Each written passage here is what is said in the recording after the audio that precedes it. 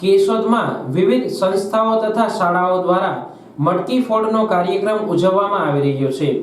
ભારત દેશમાં અવનવા પ્રકૃતિ આધારિત ઉત્સવો ઉજવવામાં આવે છે, જેમાં નવરાત્રી, ધૂળેટી, દિવાળી વગેરે, પરંતુ કૃષ્ણ જન્મોત્સવનું ધાર્મિક મહત્વ ખૂબ જ રહેલું છે।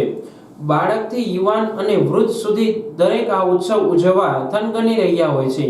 હાલ સાતમ આઠમના તહેવારની શાળાઓમાં રજાઓ પડી રહી છે, જેથી કેશોદની શાળાઓમાં આજરોજ જન્માષ્ટમીનો તહેવાર ધામધૂમથી ઉજવવામાં આવ્યો હતો। શાળાના બાળકો દ્વારા આબેહૂબ વાસુદેવ કૃષ્ણને ટોપલીમાં લઈને જતા હોય તેવું દ્રશ્ય જોવા મળ્યું હતું। આ સાથે બાળકો દ્વારા મટકી ફોડનો કાર્યક્રમ પણ રાખવામાં આવ્યો હતો। ઉપરાંત શિક્ષકો તથા વિદ્યાર્થીઓ કાનગોપી બનીને ખૂબ જ રાસ રમ્યા હતા, તેમજ હિંડોળાના દર્શન અને મહાઆરતી કરવામાં આવી હતી, જેથી બાળ માનસમાં ભક્તિભાવ ઊભો થાય અને ઈશ્વર જેવી શક્તિ છે તે સ્વીકારતા થાય તેવા હેતુથી કૃષ્ણ જન્મોત્સવ ઉજવવામાં આવી રહ્યો છે। નમસ્કાર, જય શ્રી કૃષ્ણ।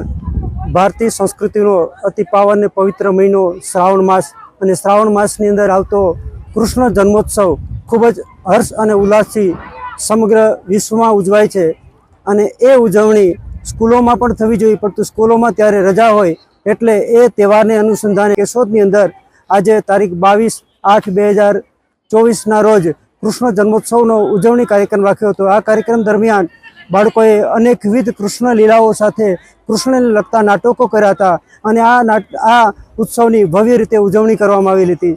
આ ઉત્સવ માત્ર આમ ઉજવણી ન કરીએ, પરંતુ કૃષ્ણના વિચાર સાથે, કૃષ્ણના વિચારને જીવનમાં ઉતારી આપણા જીવનને સાર્થક કરીએ, અને કૃષ્ણ ભગવાને જે કર્મયોગ આપ્યો છે એ કર્મયોગને અનુસરીને આપણે પણ આપણા કર્તવ્યને બરાબર સમજી આપણે કર્મ કરીએ, અને કૃષ્ણ ભગવાને આપેલી ગીતાના ભાવાર્થને આપણે સાર્થક કરીએ, એવી સૌને શુભકામનાઓ। સૌને આગામી જન્માષ્ટમીની ખૂબ ખૂબ શુભકામનાઓ। આગામી જન્માષ્ટમીના ઉત્સવમાં આપ સૌ ખૂબ ખુશાલ રહો અને ખૂબ જ શાંતિથી ઉજવો, અને આપણી સંસ્કૃતિના, આપણા અસ્મિતા પર્વને ખૂબ જ ભવ્ય રીતે ઉજવો, એવી સૌને શુભકામનાઓ।